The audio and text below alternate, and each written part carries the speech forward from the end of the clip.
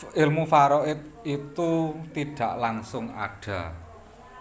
Ilmu faraid itu melalui proses 3 tahapan. Tahapannya apa saja? Tahapan pertama yaitu pembagian waris sebelum hijrah, kemudian pembagian waris setelah hijrah, kemudian yang ketiga pembagian waris setelah turun ayat. Bismillahirrahmanirrahim. Ila hadratin Nabi Mustafa Muhammadin sallallahu alaihi wasallam wa khususan manusan afa hadzal kitab Fathul Qorib Abu Suja wa khususan ila jamil asatidina alladzi alamana Fathul Qorib wa khususan ila jamil asatidina alladzi alamana ilmul faraid. Al-Fatihah. Bismillahirrahmanirrahim. Alhamdulillah. Bismillahirrahmanirrahim. Qala al-mu'allif rahimahullah wa nafa'ana bi ulumi bidarain amin. Melanjutkan ngaji Fathul Qorib halaman 41. Kitabul Faraidhi wal Wasaya. Wal warisuna minarijali asrotun al ibnu wa ibnul ibni wa insafula wal abu wal jadu wa in ala wal akhu wa ibnul akhi wa in tarokho wal amu wa ibnul ami wa in tabaatu wa zauju wal maula al mu'tiku. Hati maknani Kitabul Faraidhi utawi iki iku bab mertelakake faraid wal wasaya lan pira-pira wasiat. Wal warisuna utawi pira-pira ahli waris minarijali saking wong lanang iku asrotun ana 10. Iku asrotun ana 10 rupane al ibnu anak lanang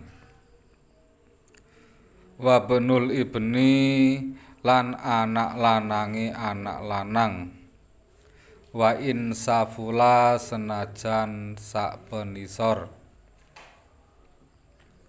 wal abu lan bapak wal jadu lan mbah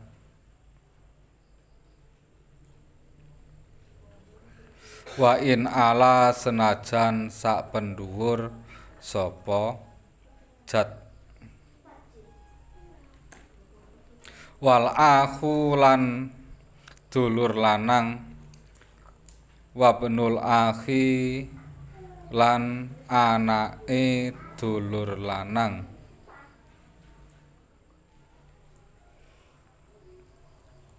anake dulur lanang wa intarokho senajan adoh sapa aku wal amu lan paman saking bapak wa benul ami lan anak lanange paman wa intabaatu senajan adoh sapa am wa zauju lan bojo lanang wal maula lan bendara al mu'tiku kang merdekaake al mu'tiku kang merdekaake. Wis diwaca gantian.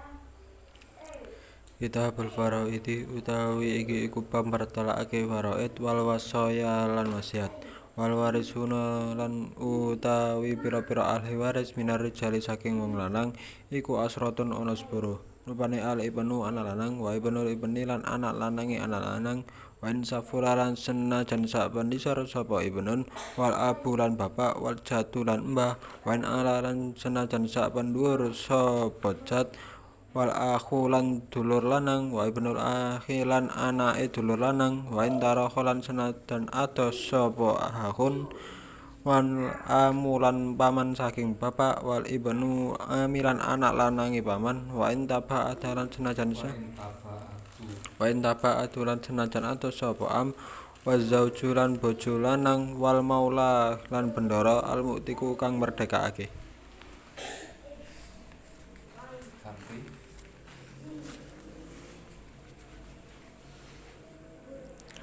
Kitabul Faraidi utawi iki kubab mertelake ilmu faraid wal wasaya lan pira-pira wasiat wal warisuna lan utawi pira-pira ahli waris minar rijali saking pira-pira wong lanang iku asratun ana 10 rupane al ibnu anak lanang wa ibnul ibni lan anak lanang wa insafula lan senajan sapenisar sapa ibnun wal abu lan bapak wal jaddu lan mbah wa in ala lan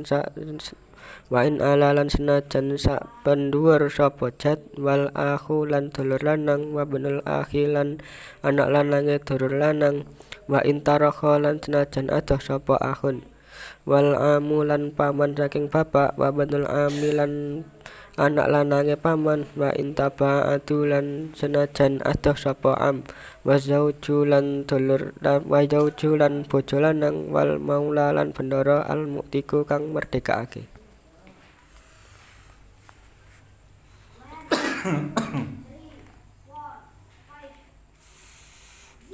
Sudah, sekarang saya jelaskan.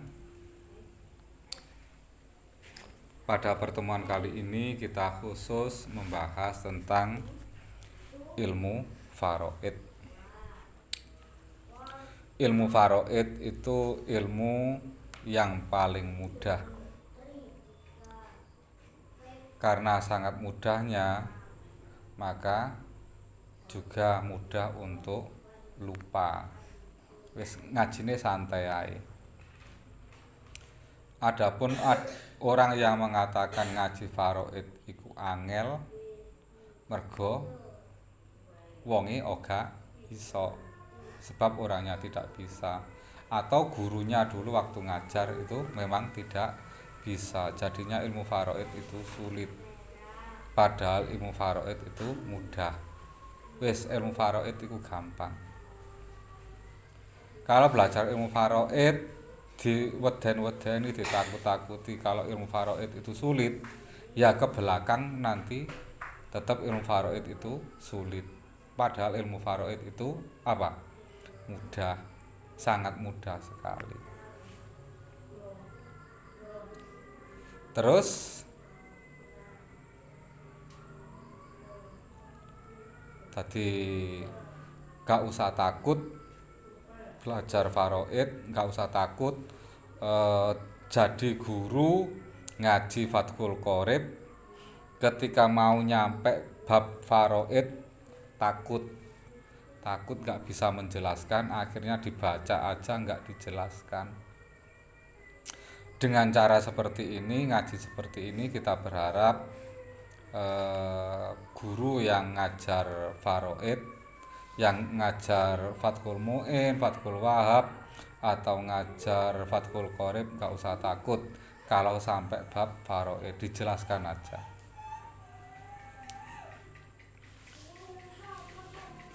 Jadi faraid itu ilmu yang mudah, tidak ada yang sulit. Kemudian lagi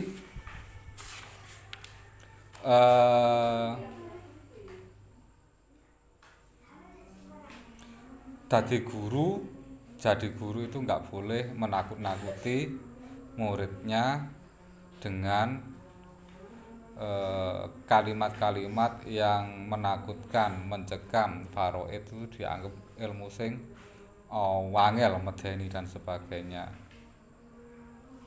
Guru harus memberi motivasi, dijelaskan faraid itu enak.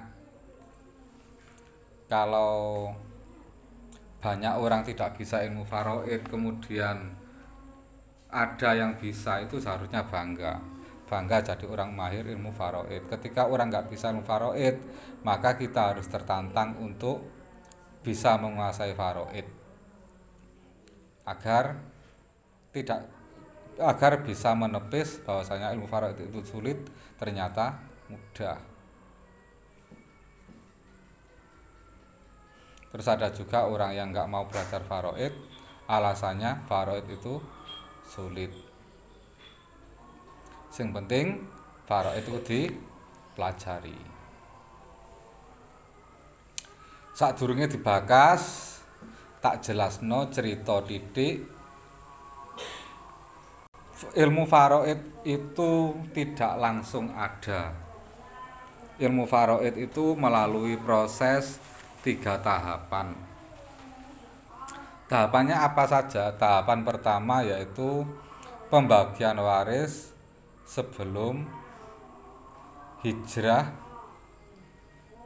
kemudian pembagian waris setelah hijrah, kemudian yang ketiga pembagian waris setelah turun ayat.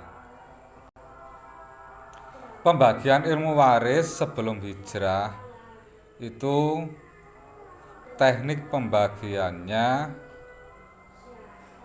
itu main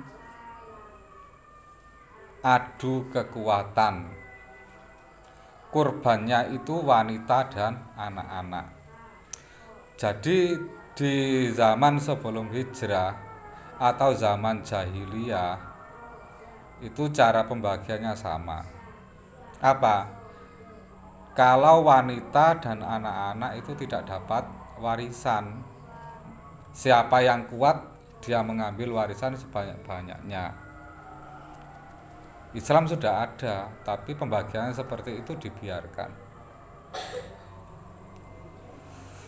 Tadi di situ otomatis lanang laki-laki kuat ya dapat warisan, kalau wanita dan anak-anak tidak dapat warisan. Itu sebelum hijrah. Setelah hijrah itu beda lagi. Cara mewarisnya itu adalah sesama. Ketika waktu hijrah itu kan ada kaum muhajirin ambek kaum ansor. Orang yang hijrah dan orang yang menolong. Orang yang menolong dan orang yang hijrah ini akrabnya itu seperti saudara. Ngalahno saudara kandung. Sehingga di situ proses pewarisan itu saling mewaris. Jadi orang lain tapi karena akrabnya sesama Islam, di situ proses saling mewaris berlaku. Jadi orang nggak kenal kemudian di situ hijrah ditolong, kemudian saling akrab, di situ siapa yang mati dia itu yang mewaris. Katakan kalau muhajirinnya mati punya warisan ya diwaris sampai kaum ansor sing menolong. Begitu juga sebaliknya, kalau orang ansor itu meninggal, yang waris itu adalah saudaranya yang muhajirin. Seperti itu. Kemudian turun ayat tentang waris. Lirijali nasibum mimma tarokal walidani wal akrobina mimma qala minhu au kasura nasibam mafruḍo. Jadi di situ tidak ada lagi cara pembagian waris, anak-anak dan wanita tidak dapat warisan, tidak. Kaum muhajirin mewaris kaum ansor atau sebaliknya tidak. Tapi dikembalikan ke asas kekerabatan.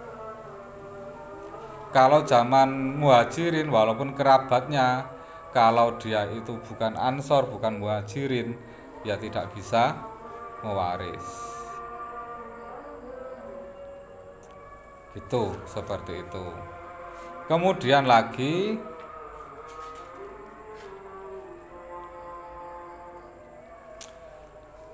konsep pembagian ilmu waris di dalam Islam, di dalam syariat itu konsepnya adalah konsep ijbari. Ijbari itu paksa. Jadi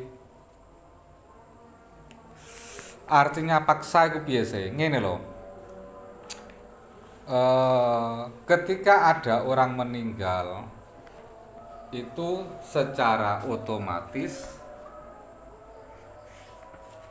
harta kepemilikannya itu ya turun kepada ahli waris. Tidak usah diminta, tidak usah gaya proposal dan sebagainya, tidak usah. Di situ otomatis dapat warisan. Atau tidak usah mengancam saudara-saudaranya, kalau saya nggak diberi, kamu saya bunuh atau bagaimana, nggak usah. Ijbari, otomatis dapat warisan. Nah, untuk bagiannya itu ya sudah ditentukan sesuai bagian yang diatur oleh Allah dalam Al-Quran. Nggak usah ngatur dan sebagainya. Yang laki-laki biar dapat lebih banyak, kemudian pakai ngatur-ngatur sebagainya. Begitu juga wanita yang sudah dapat bagian sesuai Al-Quran diatur-atur biar dapat banyak, lebih banyak dari bagian Al-Quran. Tidak boleh seperti itu. Al-Quran itu sudah ngatur bagiannya seperti itu. Atau merekayasa dibagi rata, sing wanita biar dapat banyak minta dibagi rata. Tidak boleh. Masalahnya di situ sudah diatur oleh Allah, bagiannya wanita itu ada, bagiannya laki-laki itu ada. Kalau bagian nggak sama laki-laki dengan perempuan itu berarti kan nggak adil. Jadi menuntut keadilan. Kalau bakas adil keliru. Yang dinamakan adil itu nggak harus sama. Adil itu menetapkan hukum sesuai dengan hukum yang ada, itu namanya adil. Kalau perempuan diberi setengah, kemudian diberikan setengah, itu namanya adil. Walaupun nominalnya tidak sama. Nah, kalau menuntut adil berarti Gusti Allah dituntut Gusti Allah itu nggak adil. Kalau nggak percaya dengan keadilan Allah berarti dia nggak percaya sampai Gusti Allah, berarti murtad. Seperti itu. Fasik, nggak percaya sampai aturan Gusti Allah, nggak gelem diatur Gusti Allah. Yang golek pangeran liya wae. Seperti itu. Cari Tuhan lain aja kalau nggak mau diatur oleh Allah. Seperti itu. Itu untuk prolog. Sekarang fokus bakas materi. Kitabul Faraidhi wal Wasoya. Kitab membahas faraid dan wasiat. Faraid itu artinya apa sih? Faraid itu adalah artinya bagian pasti atau kepastian bagian. Itu secara bahasa. Lah kalau secara secara syar'i, faraid itu adalah nama bagian yang telah ditetapkan di dalam Al-Quran. Itu namanya faraid, nama bagian warisan yang telah ditetapkan dalam Al-Quran. Kemudian wasiat. Wasiat itu apa? Wasiat itu adalah, kalau arti bahasanya itu adalah menyampaikan. Nah, secara syarak wasiat itu apa? Tabaruun bihakin mudhofun lima ba'dal mauti. Wasiat itu hukumnya sunnah. Orang sebelum mati berwasiat itu hukumnya sunnah. Nah, wasiat itu yaitu berpesan untuk memberikan harta kepada seseorang di mana pemberiannya itu digantungkan pada kematian. Contohnya, kamu tak kasih mobil jika aku telah mati nanti. Kalau aku mati, mobilku ambil PN, seperti itu namanya wasiat. Nah, wasiat dengan pesan itu beda. Contohnya kalau pesan, nanti kalau aku mati, pohon yang di depan rumah itu tolong dipindah ke samping rumah. Nah, kalau dia mati, kemudian pohon nggak dipindah, itu nggak masalah, itu bukan wasiat. Karena wasiat itu hubungannya pemberian harta kepada seseorang dan digantungkan dengan kematian. Lah kalau hanya pesan disuruh mindah, tidak memberikan hak milik, itu namanya bukan wasiat. Paham ya? Seperti itu. Wal warisuna minar rijali asrotun. Ahli waris itu ada ahli waris laki-laki dan ada ahli waris perempuan. Dalam bakasan ini hanya membakas ahli waris laki-laki itu ada berapa jumlahnya. Orang yang berhak mendapatkan warisan itu ada berapa? Asrotun. Ada 10 orang yang berhak mendapatkan warisan. Siapa saja laki-laki 10 tersebut? Al-ibnu, yaitu anak laki-laki. Kemudian ibnul ibni. Ibnun itu anak laki-lakinya mayit. Di sini semuanya digantungkan kepada mayit. Kalau ibnun berarti anak laki-lakinya mayit. Ibnul ibni, anak laki-lakinya mayit. Berarti cucunya mayit laki-laki. Wa insafula, walaupun dia itu ke bawah, pokoknya masih jalur laki-laki, walaupun itu cicit, buyut dan sebagainya, kalau masih jalur laki-laki dia punya hak waris. Titik. Wal abu, di sini kalau ada orang mati, bapak itu punya hak waris. Bapak, wal jadu, dan kakek. Kakek pun juga bisa mewaris cucunya yang meninggal, kakeknya mayit. Wa in ala, walaupun itu sampai ke atas. Jadi di situ ada orang mati, bapaknya dapat warisan, kakeknya dapat warisan, bapaknya kakeknya dapat warisan, kakeknya kakek juga dapat warisan, dan seterusnya. Itu bisa mendapatkan warisan. Wal akhu, saudara laki-lakinya mayit.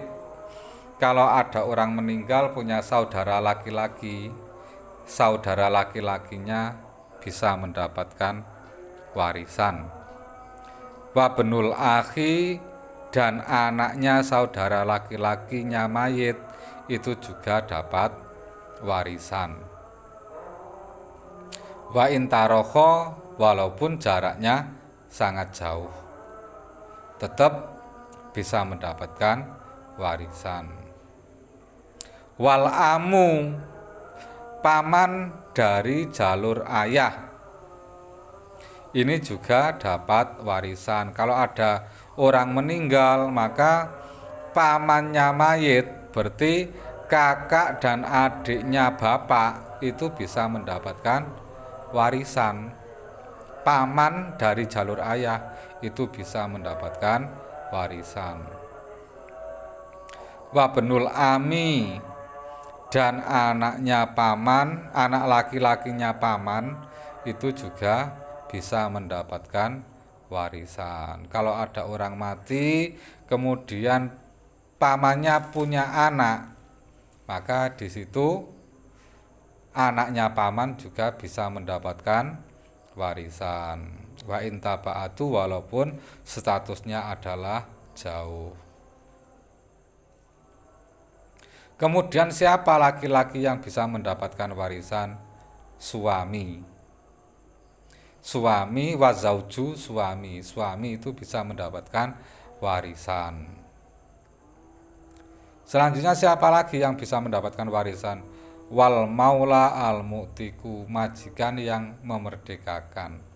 Kalau ada budak kemudian dimerdekakan oleh dimerdekakan oleh seseorang, maka orang yang memerdekakan itu bisa menjadi ahli waris atas budak tersebut jika meninggal. Sudah, sekarang saya jelaskan, kita urai. Ngaji santai aja, gak usah ngoyo-ngoyo. Di sini kita membahas yang namanya anak ya. Anak itu anaknya mayit, jika orang tuanya meninggal itu bisa mendapatkan warisan. Bisa mendapatkan warisan. Yang disebut anak itu siapa sih? Yang disebut anak itu adalah anak yang dilahirkan atas pernikahan yang sah. Itu namanya anak. Anak yang dilahirkan atas pernikahan sah itu disebut anak. Maka di situ jika orang tuanya meninggal itu bisa mendapatkan warisan. Berarti di sini kalau anak itu anak bawaan suami atau anak bawaan istri, yang jelas itu karena bukan hasil pernikahan yang sah dengan si mayit, dapat warisan apa tidak? Tidak. Sebab apa? Sebab dia itu bukan dihasilkan dari pernikahan yang sah.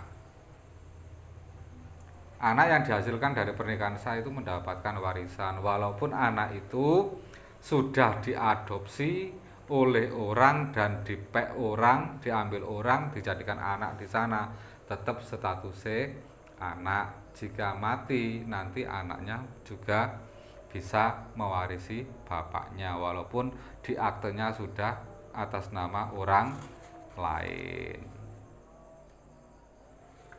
Seperti itu, paham ya?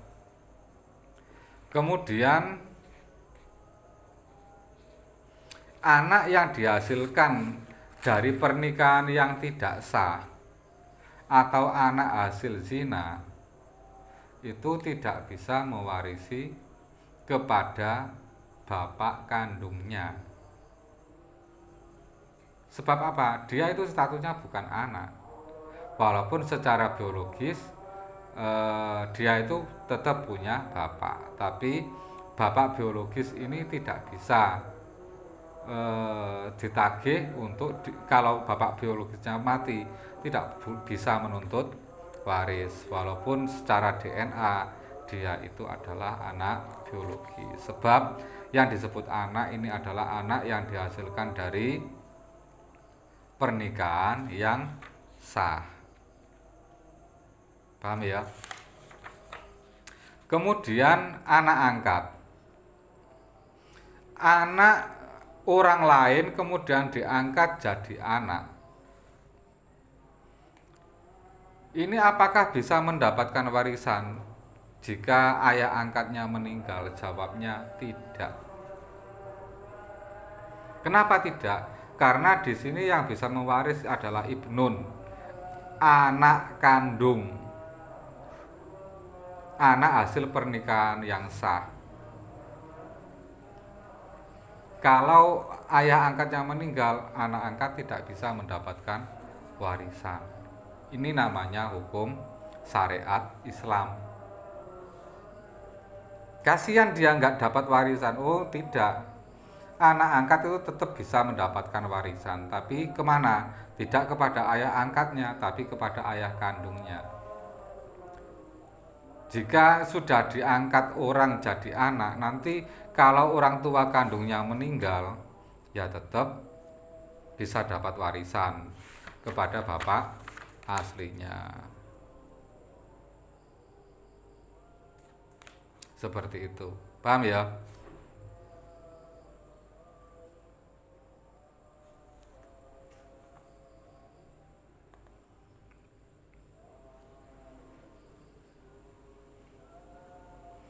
Terus kemudian jika ada wanita mati memiliki anak hasil hubungan zina, kemudian ibunya meninggal, apakah bisa mendapatkan warisan? Bisa. Anak hasil hubungan zina atau hasil pernikahan yang tidak sah itu bisa mewaris kepada ibunya. Ibunya juga bisa mewaris ke anaknya, tapi tidak bisa mewaris kepada bapaknya. Seperti itu.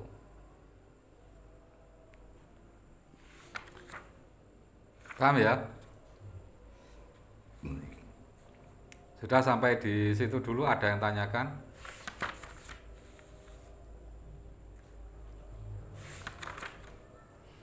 Kalau nggak ada, kita lanjut.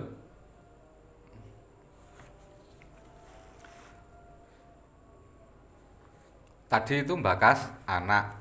Sekarang kita lanjut yang kedua, yaitu anaknya anak laki-laki. Anaknya anak laki-laki ini bisa mendapatkan warisan jika ada orang mati kemudian punya cucu laki-laki dari jalur laki-laki, ini bisa mendapatkan warisan. Tentunya dengan syarat jika tidak ada yang menghalangi alias tidak ada yang memahjubkan. Begitu juga kakek atau bapak. Rata-rata itu kalau ada orang mati itu ahli warisnya adalah anak-anaknya. Itu yang dipahami oleh orang-orang. Padahal secara syar'i, secara syariat itu jika ada anak mati, orang tua itu punya hak waris atas anaknya jika orang tuanya masih hidup. Seperti itu. Anak itu bisa diwarisi oleh bapaknya.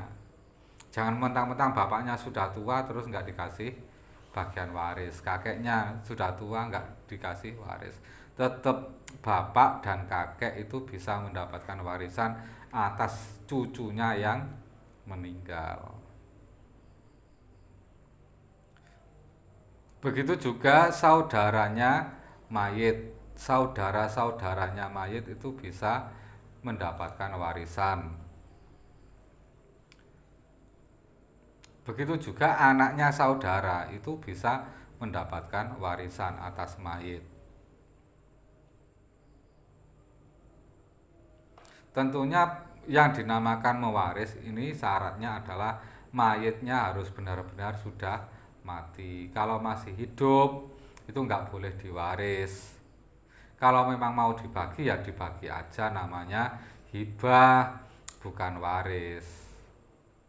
Kalau masih hidup diwaris ya nggak sah. Syaratnya pewarisan itu jika yang diwaris itu sudah benar-benar mati. Kalau ada orang membagi warisan sedangkan yang membagi itu masih hidup, dibagi, itu namanya bukan diwaris, dihibahkan, diberikan cuma-cuma. Cuman kalau pemberian cuma-cuma itu digantungkan, pelepasan hak milik digantungkan pada saat yang memberi mati, itu namanya bukan hibah, tapi apa? wasiat. Kenapa kok disebut wasiat? Karena pemberiannya digantungkan pada kematian. Nah, otomatis kalau memberikan warisan ketika masih hidup, tapi pelepasan hak milik itu dilepas kalau dia sudah mati, maka namanya wasiat. Kalau wasiat itu tidak boleh lebih dari sepertiga. Otomatis kalau punya uang 300 didum nanggone anak kabeh telu dikei satusan diberi ratusan jeret-jeret, ini tak berikan kepada kamu, pekarangan ini tak berikan kepada kamu, tapi nanti kamu bisa ambil, bisa memiliki kalau saya sudah meninggal. Maka seperti itu tidak sah hibahnya, statusnya adalah wasiat. Wasiat itu pelestariannya hanya sepertiga. Otomatis kalau uang 300 yang boleh dilepaskan itu hanya piro sepertiga ini 300? 100. Nah, yang 100 itu boleh diberikan atas nama wasiat, yang 200 ditarik lagi atas nama waris. Harus diwaris, harus dibagi lagi. Seperti itu. Itu namanya bedane waris ambek wasiat ambek hibah, seperti itu. Kalau mau memberikan ya diberikan aja, nggak usah digantungkan kalau sudah meninggal. Paham ya? Kemudian anaknya paman. Paman itu juga bisa mendapatkan warisan, anaknya paman juga bisa mendapatkan warisan. Tentunya dengan catatan jika tidak ada orang yang menghalangi atau yang memajubkannya. Anaknya paman itu bisa mendapatkan warisan. Kemudian suami. Suami itu bisa mendapatkan warisan atas istrinya yang telah meninggal. Contohnya ada wanita kaya raya menikah, setelah diakati, katakan kaya raya uangnya 1 M, 1 miliar. Kemudian menikah dengan si Mukidi. Nah, nikah. Mukidi diakati, ankatuka wazawatuka, ki wong wedok iki dengan mas kawin Rp1.000 dibayar tunai. Jawabnya Mukidi, saya terima nikahnya dan kawinnya wanita ini dengan binti ini dengan mas kawin Rp1.000 dibayar tunai. Habis dibayar tunai si wanitanya meninggal. Mari akad nikah belum berdiri dari duduk, wanitanya meninggal. Otomatis suami itu punya hak waris. Punya hak waris. Walaupun cuman akad nikah tok oleh duit wakeh. Oleh duit 1 M, berarti nek suami bagiannya kan setengah karena istri nggak punya anak. Berarti oleh 500 juta. Wah, enak tenan. Akad nikah oleh duit setengah M. Jadi suami itu bisa mewarisi kepada istrinya. Walaupun itu suaminya itu pernikahannya lama atau masih sebentar, tetap status suami itu bisa mewarisi atas istrinya. Kemudian yang terakhir yaitu mu'tik. Mu'tik itu orang yang memerdekakan budak.